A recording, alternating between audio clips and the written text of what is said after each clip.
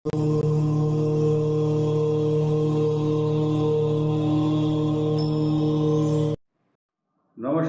आठवें सूर्य का फल क्या होता है, अर्थात लग्न से जिस व्यक्ति का सूर्य अष्टम होगा उसको क्या क्या प्रभाव होते हैं, उस पर हम चर्चा कर रहे हैं। बड़ा गंभीर विषय है, ध्यान से सुनेंगे। आप सभी को मालूम होगा, कुंडली में अष्टम स्थान मृत्यु का होता है, आठवां स्थान कष्ट कारक माना गया है। अष्ट ही कष्ट है। जिस व्यक्ति के आठवें स्थान में सूर्य होता है वह व्यक्ति व्यवहार से अत्यंत धूर्त, चालाक तथा बहुत फेयर डीलिंग नहीं करता। सबके साथ जो बात करेगा वो साफ नहीं होगी और क्लियर नहीं कर पाएगा। ऐसा व्यक्ति हमेशा कष्ट पाता है, टाइम से नहीं पहुंचता कहीं, दूसरों को इग्नोर करता है तथा अपने आप को बहुत चतुर, चालाक, होशियार, बुद्धिमान समझता है। और ऐसे व्यक्ति विदेशी स्त्रियों के साथ संबंध जोड़ता है। अगर कोई स्त्री है तो वो विदेश के किसी व्यक्ति से संबंध जोड़ती है। ये ग्रह पुरुष और स्त्री दोनों के लिए समान।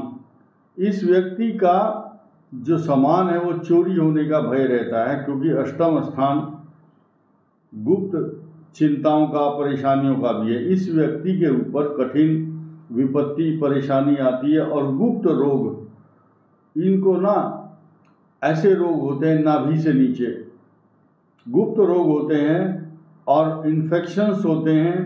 इनकी शरीर की शक्ति क्षीण होती है।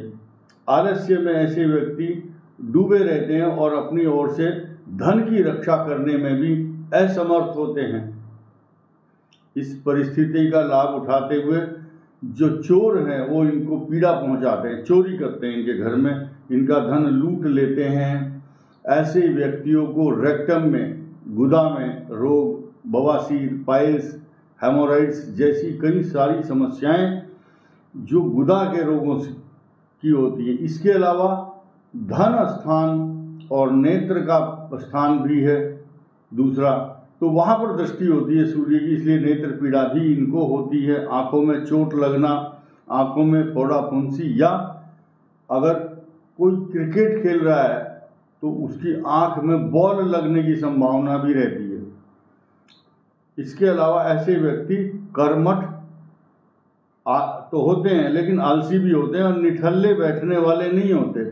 कई बार इनके मन में अचानक एकदम जनून पैदा होगा कि मुझे कुछ करना है, तो एक दो दिन बहुत अच्छे से काम करेंगे, लेकिन ऐसे व्यक्ति कभी भी अपनी उन्नति से संतोष करके नहीं बैठते। ये प्लस पॉइंट है। इनके शत्रुओं की संख्या अधिक होती है, क्योंकि ये हाय तौबा ज़्यादा मचाते हैं संसार में, अपने इर्द गिर्द लोगों को परेशान भी करते हैं, इसलिए शत्रु ज़्यादा होते हैं। ऐसा व्यक्ति दूरदर्शी नहीं होता, भविष्य में होने वाली परेशानियों के परिणाम से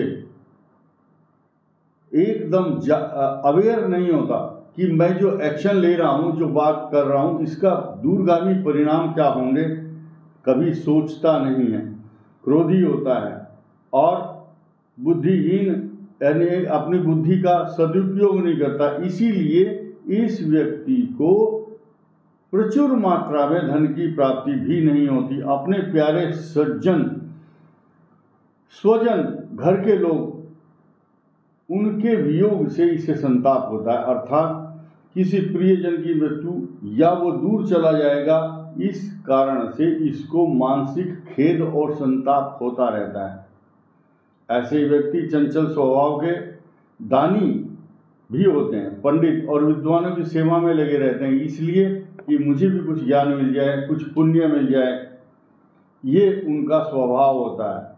और ऐसे व्यक्ति रोगी, बहु मिथ्या भाषण, लंबी लंबी डींग हाँकते हैं, बहुत लंबी लंबी गप फेंकते हैं और अभागे लोग होते हैं। ऐसे आचरणहीन, डिसिप्लिन, अनुशासन इनका कोई खास नहीं होता, इसीलिए लोग इनको लाइक नहीं करते। ज़्यादातर मति इनकी अच्छी नहीं है, लंबी उम्र होती है। ऐसे व्यक्ति नीच प्रवृत्ति के लोगों की सेवा करते हैं। इनकी अच्छी पड़ती है नीच प्रवृत्ति के लोगों से। परदेश में वास करता है ऐसा व्यक्ति सर्वदा उद्योग रहित, यानी कि ऐसी कोई इंडस्ट्री नहीं होती, ना ये परिश्रम करना चाहते। उद्योग शब्द का मतलब यहाँ मेहनत से है, ये मेहनत नहीं करना चाहते। दुर्बल व्यक्ति होते हैं और अपने देश को छोड़ करके दूसरे प्रदेश में या अन्य किसी कंट्री में जा करके निवास करते हैं। इसलिए ऐसा व्यक्ति भ्रमण करने में समय बिता देता है, व्यर्थ का भ्रमण करता है। अच्छी खेती बाड़ी अगर है उनके घर में तो खेती बाड़ी करने में इनका मन लगता है। और लेकिन इनके घर की जो गोपनीय बातें हैं, बहुत सीक्रेट बातें होती हैं, इनके घर के नौकर या इनकी जो घर की स्त्रियां हैं वो नौकरों को बता देती हैं और वो बातें जो है घर से बाहर चली जाती हैं। इनके सीक्रेट कभी भी घर में नहीं रहते, इसलिए स्त्रियों द्वारा या नौकरों के द्वारा इनकी जो घर की गोपनीय बातें बाहर पता चल जाती है लोगों को।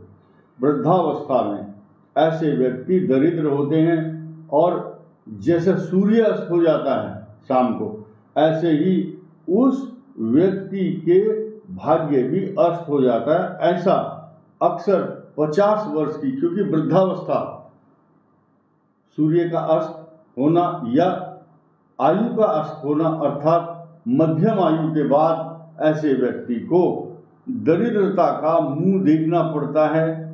सूर्य की उपासना, सूर्य सहस्रनाम स्तोत्र, सूर्य को जल देना, ओम सूर्याय नमः या सूर्य का कोई भी मंत्र का जाप करने से इनके ऊपर होने वाले जो साइड इफेक्ट हैं वो समाप्त हो जाएंगे। धन्यवाद, नमस्कार।